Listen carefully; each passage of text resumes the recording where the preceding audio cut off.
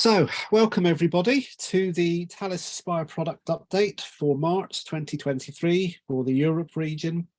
My name is David Renfrey, and for those of you that don't know me, I am the Senior Customer Success Consultant here at Talis.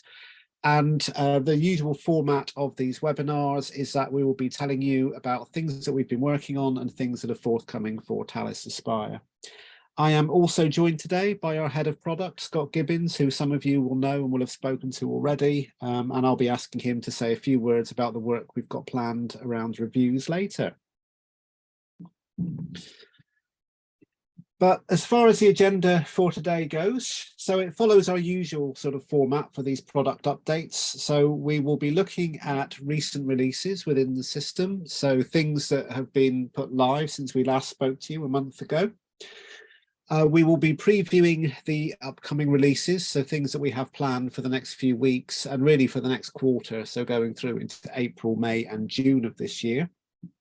We will be talking a bit about the work that we are doing around reviews. So we trailed this last month in the product update webinar, but now we're now a lot closer to it. So Scott will be able to provide a bit more detail on that.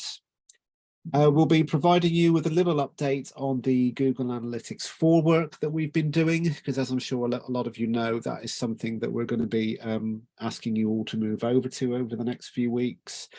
And we will be finishing with a little plug for technology from Sage Insight, because it's not too late to get your tickets, but that will be taking place at the end of April. So we will begin by looking at some of the releases that have been made over the last month since we last spoke to you. If you're already signed up to the service announcements mailing list, then you're probably aware of some of these features already, but I don't think it's a bad idea to quickly go back over what has been made available for you over the last month. And also a chance for you to ask any questions you might have about these features in the chat. It's interesting, actually, before I move on to the next slide, there are 3 features which we want to highlight since we last spoke. We haven't had much in the way of feedback on any of them since the service announcement was made, telling you that they were live. Generally, we would take that as a good sign, because if there was a problem, you'd usually be quick to let us know, which is absolutely fine. But as I say, because we haven't had much in the way of feedback, we're hoping that all of these have gone smoothly. But yeah, if you do want to sort of provide sort of different perspectives on them as we go through them, then do leave your comments in the chat. So first of all, you will know that the reviews, the export, so that opportunity when you're working on a review, you can export a review as a CSV file, and the CSV is sent to yourself. Previously, that exported CSV didn't include any review comments that you might have left while you were working on outcomes. So you had all the bibliographic information, you had the outcome that was set against it, but you didn't actually have the comments. This was something that a lot of users had long been asking for. You know, you would like to have that additional context of why an outcome was set and provide it within the exported review. So this is something that we've now got added for you, and it's available for everybody now. We know that libraries may export reviews for any number of reasons. So it might be that you're doing some internal analysis within the library in terms of how your reviews process works. We also know that some libraries actually like to export the review and share it with the academics, so that you're giving that sort of granularity, that line by line, you know, these are the items you asked for and these are the decisions that were made against them.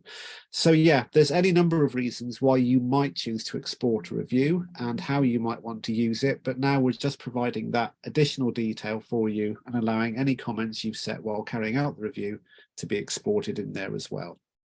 So yeah, do share in the chat if you found other ways to use this feature or if you have a question around it.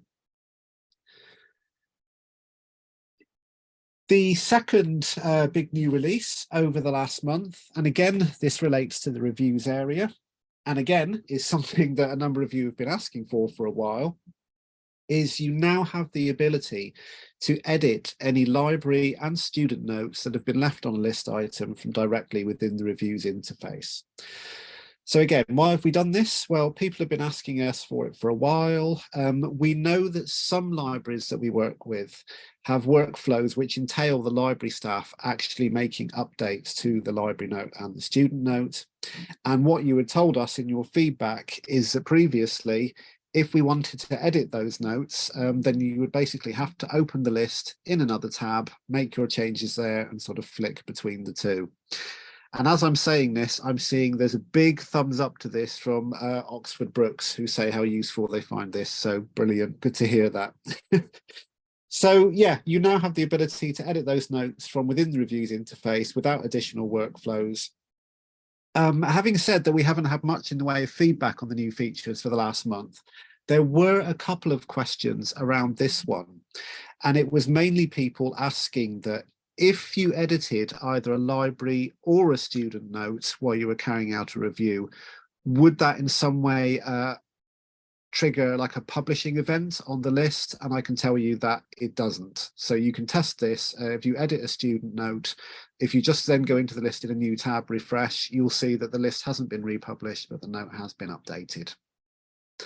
And there are a couple more people just giving thumbs up to saying how useful they found this since it's been released. So that's great to hear. Thank you everyone for your feedback. And the final big new feature, which has been released in the last month, is that we now have a browser extension available for Safari. So again, to give you some background, we know that a lot of you have been asking for this for a long time. As we've previously explained on these webinars, it's been difficult for us historically to get an extension available for Safari because Apple have generally been sort of quite protective on what they do and don't allow to be available within their browser. But now it is possible, and so we have released a Safari browser extension into the Apple App Store, and if you just go in there and search for Talis Aspire, and then you should be able to install it as usual. We do actually know from our logs that Safari users are actually only a relatively small percentage of people that actually access Talis Aspire, but nonetheless, we're looking to support our users, with whatever their preferred setup is in terms of browser and operating system. So we're pleased to be able to close that loop, if you like, and say, okay, we're now able to support those users as well. Yeah, there's probably not much more to say on that, except to say that although it's not really released as such, you may also have noticed that the My Bookmarks page is now configured to point users towards installing an extension rather than the bookmarklet. And so this sort of Safari extension ties in with this wider shift that we have of encouraging people to use the extension rather than a traditional bookmarklet. Because as I'm sure a lot of you know, the traditional bookmarklet is now often blocked by a lot of websites which are using content security policy. So I think this sort of ability to offer a Safari extension sort of fits more broadly with the direction of travel we've got around bookmarking. David, Hazel's come up with a question about exporting for reviews. Yes. A copy of the comments going to the academic when we close the review. Mm-hmm. From a product's point of view, we're going to be doing a deep dive into reviews, which we'll talk about later in this presentation. And we're looking at all the sort of feedback that people want in reviews. So we'll look at that as part of the deep dive we do into reviews in the next few weeks. And we'll talk about that on a later slide. Brilliant. Thank you, Scott. So yeah, those are your good news stories for the last few months, or the last month rather. In terms of upcoming releases, so some of these we would have talked a little bit in terms of our plans around the next quarter when we spoke to you last month, but we can provide a little more detail on some of them now. So the first thing to say is that we are actually right now currently doing some work around LTI 1.3. So those of you who are regular attendees of these will know that we spent a lot of time last year updating our LTI configuration from 1.1 to 1.3. We have returned to this over the last few weeks. And the reason we're doing that is because, as you will all know, there are any number of different ways you can roll over in Talis Aspire. depending on whether you're rolling over all of your lists in one go, or whether you're using targeted rollovers, or whether you're rolling over to draft or published. In addition to that, you're all using different VLEs, and those can be rolled over in different ways as well. And so there is a bit of development work taking place at the moment with our technical team, where essentially we're trying to ensure that all of the different scenarios which are possible in terms of rolling over are being catered for. And the plan is to have all of that development work completed by late April. Now, we are aware that there's been a bit of discussion around this on List Talis Aspire over the last couple of days, and we should be providing an answer there soon to some of the questions that have gone in, because as I say, we're currently looking at this within our development team. I think the takeaway for all of you from this slide is that at the moment, any sort of different workflow options that are there will only affect you if you're already using LTI 1.3. And if you're not doing your rollover until after late April, by which time our development work should be completed, then you're not going to be affected by this. But obviously, if that deadline slips, we will be letting people know. Also integrated with all of this, there is a little bit of work we have to do for those institutions who are using Blackboard as their VLE. And the reason that's necessary is because Blackboard have implemented the LTI 1.3 spec in a slightly different way to how we would have expected. So we just need to introduce some logic at our end to make sure that we take that into account. So as I say, if you're rolling over after late April, this shouldn't affect you. If you're not yet on LTI 1.3, but are planning to implement it after rollover, this will not affect you. If you are in any doubt at all, the best course of action at this point would be to raise a support ticket with us. Because as I say, there are different ways of rolling over Talis Aspire. There are different ways of rolling over your VLE. And everybody has their own setups around this. So if any of this causes you concern, do raise a support ticket with us, and we will talk it through with ourselves and with the consulting team to find a plan of action that works for you. Yeah, I think that's the real thing that people need to take away from this particular slide. Other things that we're working on at the moment. So these are all things that are planned for Q2, and I know we touched on these last month, but as I say, we can provide a bit more detail. So this slide is actually in order of the way that we're planning on tackling these. So at the moment, we're working on this LTI 1.3 stuff. Once that is complete, we will be moving on to this work we mentioned last month about reconfiguring that add resource button so that when a user is editing a list and they click on add resource, currently they're able to see their previous bookmarks, or they can search our Nielsen integration. As we mentioned last month, we are looking to reconfigure that so that if you would prefer to search your own discovery layer at that point rather than the Nielsen integration, then we're going to make that possible for you. The initial integrations for that will be with people that are using Primo and OCLC and EDS. We will be reaching out to universities over the coming days who we think will be able to support us with that. Scott, I'm going to put you on the spot now. If anyone else would like to show interest in that, would you advise that they raise a support ticket so we can have a chat with them? Yeah, effectively, we'll be reaching out just because we want to make sure we test some integrations with EDS and WMS and of course Primo, to make sure that they work correctly, because at the moment we're using demo systems provided by those suppliers, which aren't always the same as customer systems, and sometimes people have different setups on their Primo. I've seen different setups in the past, so we just want to test a few and check that the data is coming through the same on real life systems as they are from demo systems that we're using. So we've got a few names, but if anyone wants to help us with that, we're just going to be looking for things like API keys so we can do some testing. Brilliant, thanks, Scott. And given by the comments in the chat while we were speaking, it seems like that's going to be a really popular feature. David Peacock says not summon. Summon will be there, but it just won't be in the first wave. But we will be doing summon. But we may get it done at the same time, David. But those are the three we're focusing on initially, because those are what most people have. But don't worry, it's not being ignored. You will get it. Brilliant, thank you, Scott. And yes, after that, we'll be looking at some accessibility work.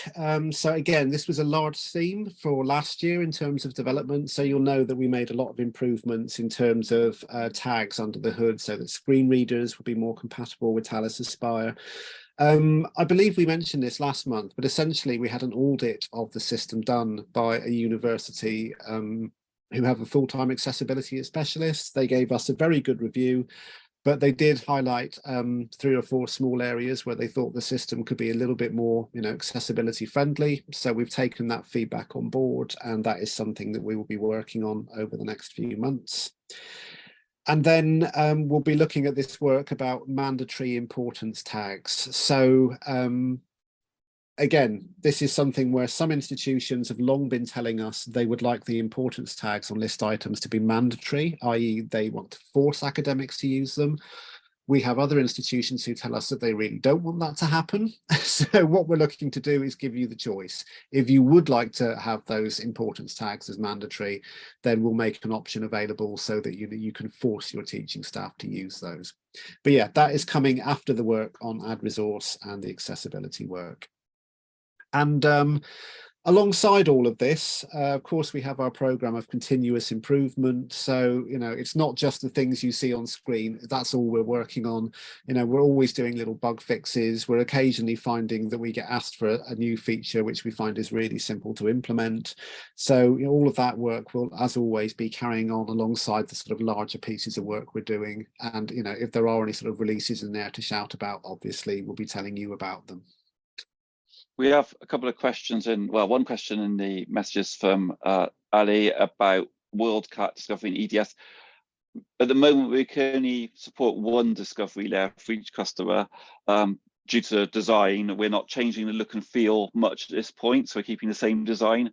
However, one of our tasks later in the whole program of stuff that we're doing is to bring the bookmarking and this part of bookmarking into a whole new design, and that's something we'll consider at that point on how we might support more than one discovery service. Okay, thank you, Scott. And there's a couple of people saying how much they would welcome the idea of mandatory importance tags. So yeah, that's good to hear. As I say, it's something we know some of you have been asking for a while, so we're looking to tick that off. And just another slide from me before I hand over to Scott for a few minutes. Again, we mentioned this last month, but we now have an open access bookmarking workflow, which we are ready to beta test. We have had 4 expressions of interest in using this so far. Just to remind you, essentially what happens is at the point when a user bookmarks something, if this is enabled, then we will look for an open access version of whatever it is they're bookmarking. And if we find an open access alternative, the user will see a screen like this, and they will have the ability either to link to what they were originally looking at, or they can link to the open access version if they would like to do so. That open access data is getting pulled from an internal database. So it's unpaywall data, but it's also data provided by Lean Library. And yeah, that's something that we're looking to beta test at the moment. So as I say, we've had some expressions of interest. If you would like to be interested in using that, then raise a support ticket with us. We can provide you with some more information about it, and we'd likely be looking to have a call with you a few weeks down the line to get your feedback. There is a question from Robin. How does the open access link work if you have proxy settings configured on Talis? And the honest answer to that, Robin, is that that's an additional piece of work for us to do at the moment. So we know that some institutions have quite complex setups with regard to proxying different items on their tenancy. And it may be that you may not want to be in the first wave of people testing this because that might cause an issue for you. We have other institutions who don't have much in the way of proxying setups at the moment, and we would think they would probably be good for testing this until we get that additional piece of work done, which would essentially say, please ignore proxy for items that are bookmarked through this route, if that makes sense. But yeah, 4 expressions of interest and unis we're talking to, but if you'd like to be involved in that, do raise a ticket and we'll provide you with more information. Okay, oh, I think we skipped a slide there. It's missing from my deck. Apologies.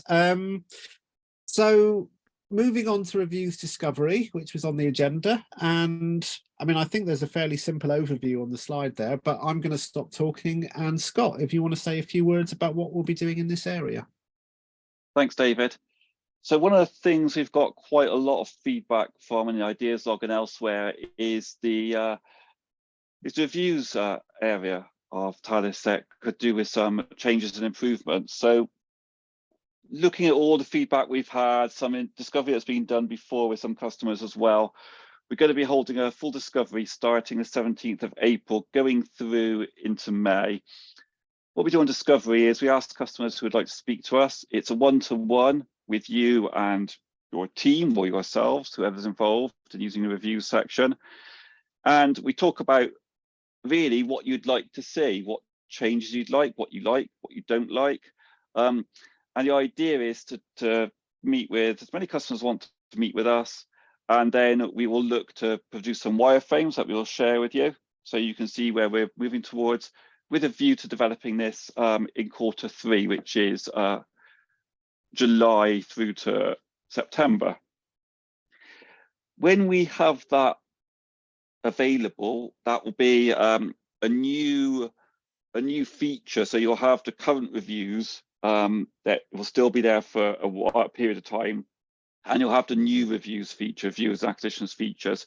So if you've already got all your processes built into reviews and you don't want to change to the new version straight away because it may be retraining some work for you, that's fine. We'll have it as a thing that can be switched on and off by the services team, so they can, when you're ready, you can move over to the new version. There will be a point when the old version gets switched off, but we won't doing that immediately.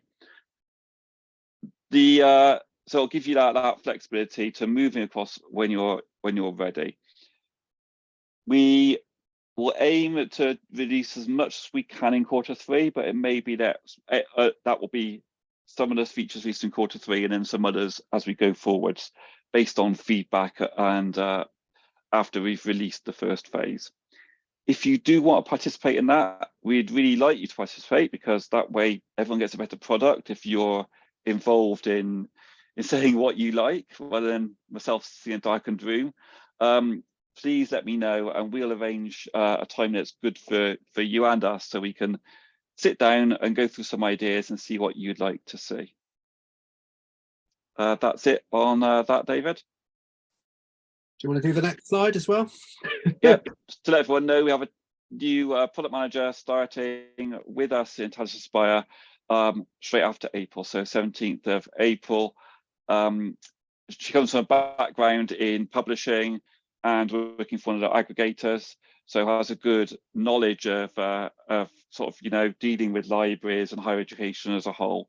So hopefully we're to hit the ground running and help manage all the stuff that's going on in Talis, which obviously is a lot going on at the moment. Thanks, David. I think she should be with us in May at our next call as well. There's a question on that, yeah, for Nick. I can see, where can we see the new features of reviews in advance? So yes, you can. Once we've had a meeting, Nick, we'll then put all the plans up, and we'll make them available possibly through a meeting like this, where we'll talk about what plan to reviews, so people can see where we're going with that. And once it's released and it's available, there'll be a knowledge base article, so you can actually look through how it looks and how it works. If you want to set that up, just send a ticket through to the support desk, and we'll set up a meeting from there. Yeah, brilliant. Thank you, Scott. And just the final thing on the agenda. So Google Analytics, we talked about this again last month and showed you some sort of setups of GA4 properties that we've been working on with Leeds Beckett. So just to remind you all, Google is retiring Universal Analytics on the 1st of July. And so, as I'm sure you all know, there is a Google Analytics property attached to each Talis Aspire tenancy. Currently, those are all Universal Analytics. So after the 1st of July, we won't be able to provide them in their current form. We have already set up GA4 properties for each institution. So they're already there, they're already collecting data. The next steps with this, there will be a form sent out via a service announcement. I think it's probably going to be tomorrow, actually, because we have got sign off for it. And essentially, it will be sent out via service announcement. We will be asking one person from each institution to complete that form and send it back to us. So essentially, what we want to know is which institution are you from? And which email accounts will need access to Google Analytics going forwards. So we're taking this as an opportunity for each institution we work with to review who actually needs access to Google Analytics, because for some of you, those were set up a number of years ago. Perhaps people have moved on, perhaps others have joined and didn't realize that they could have access to this. So we will just be asking everyone to confirm exactly which accounts need access to Google Analytics for your Talis Aspire setup. So yeah, that form will come around, as I say, likely tomorrow. And then after that, as we trailed last month, we'll be looking at providing training materials and quite likely a webinar to take you through the options for Google Analytics 4 and sort of familiarize yourself with what options will be available going forwards. Because as I think we said last month, because it's a different product, it's probably not possible that we can do a like-for-like porting over of the dashboards that you currently have set up within Universal Analytics. But yeah, we will be providing you with information on what your options might be going forwards.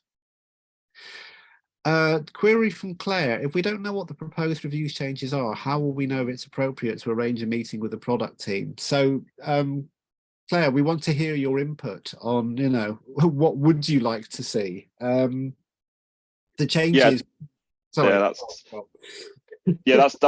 that's the idea, Claire. So we actually find out what you want to change, what you want to see different, what you don't like, what you like. So then we can make the correct changes rather than us saying we're going to do this and you say I don't like that. Actually find out what you want in the first place. Brilliant, thank you. So we're nearly at the end. I should do a final reminder for the Technology from Sage Insight event, which will be happening in Birmingham on the 26th and 27th of April. The numbers of people that are registered continue to climb, I'm pleased to say, but there is still time to book. So the URL you will need is currently on the screen there, but I'm sure if you just search Technology from Sage Insight 2023, you will find it easily enough. The programme is also available on the website, and I can tell you that we now have user group sessions planned from University of Northumbria, Oxford Brookes and UEA will all be presenting on different things that they've been doing with Talis Aspire. And alongside that, of course, we've got a whole load of guest speakers who will be talking about Talis Aspire and Lean Library and SciWheel and all sorts of things that are nothing to do with us but are related to the wider library world. So yeah, if you would like to come along to that, then yeah, please do. There's a question from Nicola: is there a limit on how many email accounts can have access to the GA4 account? Nicola, as far as I'm aware, there is no limit on how many you can attach to a particular property.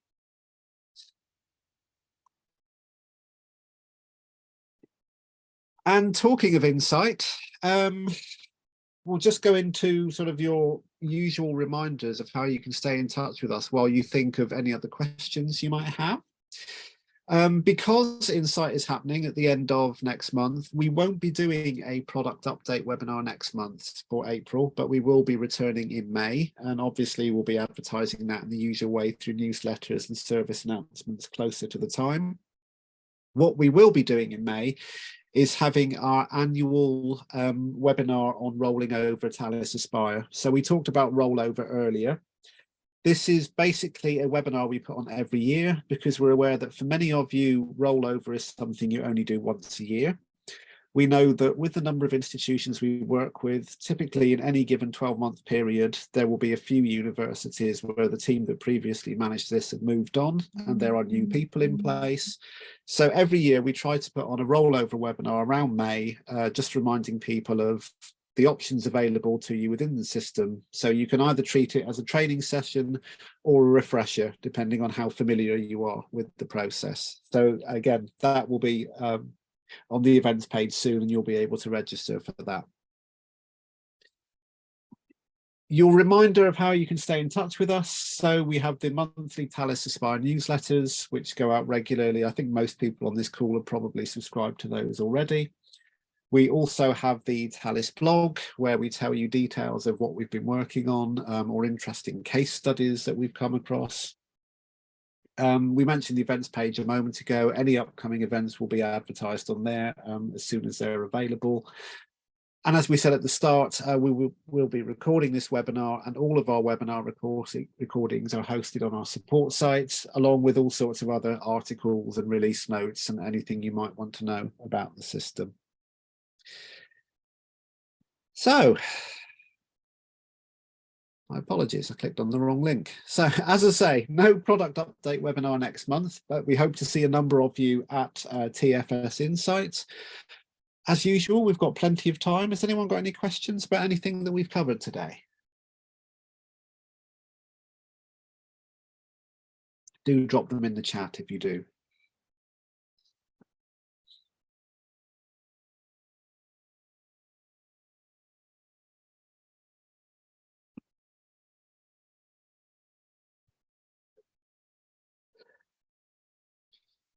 Starting to think we don't have any questions this month.